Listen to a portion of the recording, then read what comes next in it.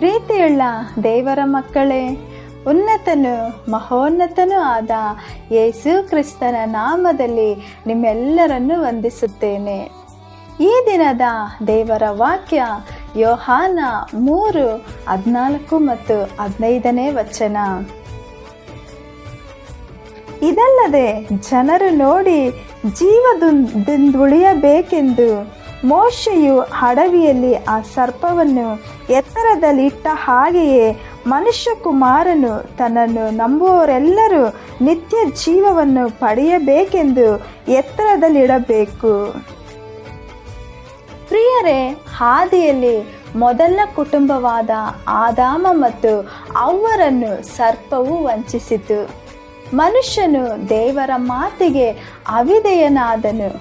ಅಂತಿಮವಾಗಿ ಏದೆನ್ ತೋಟದಿಂದಲೇ ಹೊರಹಾಕಲ್ಪಟ್ಟರು.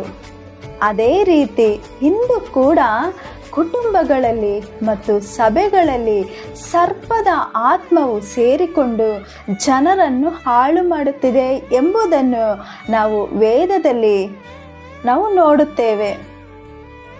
ಇದನ್ನೇ ಪೌಲನು ಸಹ ಹೇಳುತ್ತಿದ್ದಾನೆ. ಸರ್ಪದ ಆತ್ಮವು ನಿಮ್ಮ ಮನಸ್ಸನ್ನು ಕ್ರಿಸ್ತನಿಂದ ದೂರ ಮಾಡಬಾರದು ಎಂದು ಎಚ್ಚರಿಸುತ್ತಿದ್ದಾನೆ. ಆದರೆ ನಾವು ಬದುಕುವುದು ಶಿಲುಬೆಯಿಂದಲೇ. ಸರ್ಪದ ವಿಷವನ್ನು ಮುರಿಯಲು ನಮ್ಮ ಕರ್ತನಾದ ಯೇಸು ಶಿಲುಬೆಯಲ್ಲಿ ತೂಗಾಡಿದನು. ಹಳೆ ಒಡಂಬಡಿಕೆಯ ಕಾಲದಲ್ಲಿ ಉರಿ ಸರ್ಪಗಳು ಜನರನ್ನ ಕಚ್ಚಿದಾಗ ಜನರು ಸತ್ತು ಹೋದರು. ಆಗ ಮೋಶೆಯು ಕರ್ತನಿಗೆ ಮೊರೆಯಿಟ್ಟನು. ಆಗ ಕರ್ತನು ಮೋಶೆಗೆ, ನೀನು ಒಂದು ಉರಿ ಸರ್ಪದ ಆಕೃತಿಯನ್ನು ಮಾಡಿ ಅದನ್ನು ಒಂದು ಕಂಬದ ಮೇಲೆ ಎತ್ತಿ ನಿಲ್ಲಿಸು. ಕಚ್ಚಲ್ಪಟ್ಟ ಪ್ರತಿಯೊಬ್ಬನು ಅದನ್ನು ನೋಡಿದರೆ ಬದುಕುವನು ಎಂದು ಹೇಳಿದರು. ಮೋಶೆ ಹಾಗೆಯೇ ಮಾಡಿದನು. ಜನರು ಅದನ್ನು ನೋಡಿ ಬದುಕಿಕೊಂಡರು. ದೇವಜನರೇ, ಹಳೆ ಒಡಂಬಡಿಕೆಯ ಸಭೆಯವರು ಬದುಕುವಂತೆ ಅಂದೇ ಮೋಶೆಯ ಮೂಲಕ ಒಂದು ಶಿಲುಬೆ ಸ್ಥಾಪಿಸಲ್ಪಟ್ಟಿತು.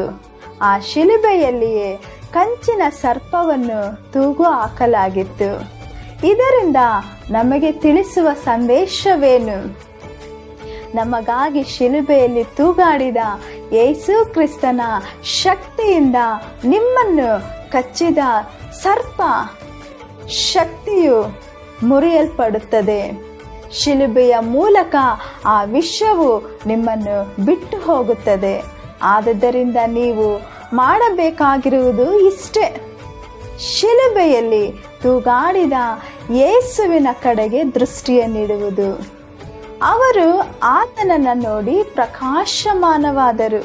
ಅವರ ಮುಖಗಳು ನಾಚಿಕೆ ಪಡಲೇ ಇಲ್ಲ ಎಂದು ವಚನದಲ್ಲಿ ನಾವು ನಮ್ಮ ರಕ್ಷಕನಾದ ಯೇಸು ಕ್ರಿಸ್ತನನ್ನು ನಾವು ನೋಡೋಣ. ಎಲ್ಲ ಸಂಕಟಗಳಿಂದ ಬಿಡುಗಡೆ ಹೊಂದಿ ಪ್ರಕಾಶಮಾನವಾದ ಜೀವವನ್ನು ನಡೆಸೋಣ. ಹಾಗಾಗುವಂತೆ ದೇವರು ತಾನೇ ನಿಮ್ಮನ್ನು ಬಲಪಡಿಸಿ ನಡೆಸಲಿ. ಆಮೇನ್. God bless you.